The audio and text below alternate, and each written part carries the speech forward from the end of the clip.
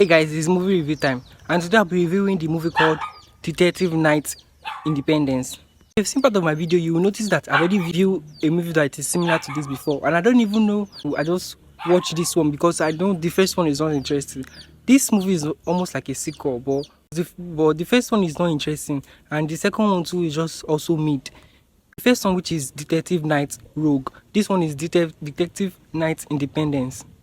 First, when I started watching this movie, I almost stopped watching it because it was just so boring at the beginning, very very boring at the beginning, and so I just don't want to waste the data that I've started watching it with. I just want to finish it. Started to finish it. Even how I watch it twice. I watch half now and I watch half the other day because of how boring the movie is.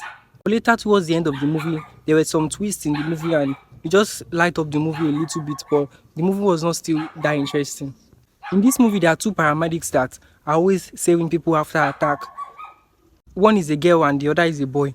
And they're always trying their best to always save people, always abide by the rule and things like that. But there was a day that there was a robbery attack on the bank. So the bank manager was shot. There's also a part of the armed robber's shots that was also on the floor. The robber was on at the entrance. He was shot at the entrance.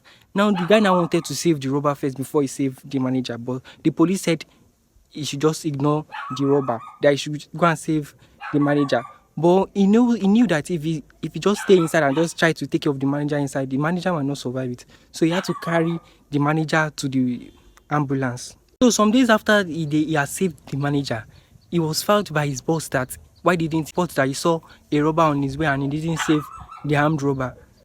He was not trying to explain what happened, but the woman didn't listen. He now said that the manager sued them and the city for not taking care of him well while moving him from inside the bank to inside the ambulance. The guy was not like, why would you do that? Like he was trying to save his life. That was the only way, and he's still suing him for not treating him well again. Because when they were trying to carry the man from the bus to the ambulance, the man was shouting like he was feeling a lot of pain.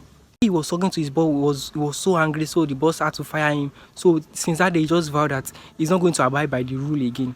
Father is running like an orphanage, so there's no money to run the orphanage, and light is going to be out at the orphanage. So he decided that he's going to rob the bank that man works on June 4th. It's their Independence Day. This girl and this guy are the paramedics that I'm talking about. And where this man that is in the middle that is holding gun, where he comes in, is the detective. And he's also the father of this girl, which was shocking that they reviewed it almost to the end of the movie. The way they performed their haste on the bank was very, very poor. But there were some actions there that just make sense. At last, the haste was just not successful, and they killed every one of them. If I was reading this movie, I'll give it a 7 out of 10. The reason I'm giving it a 7 is because of the twists that just happened towards the end. Just give the movie a little bit of light. Hit the plus button for more.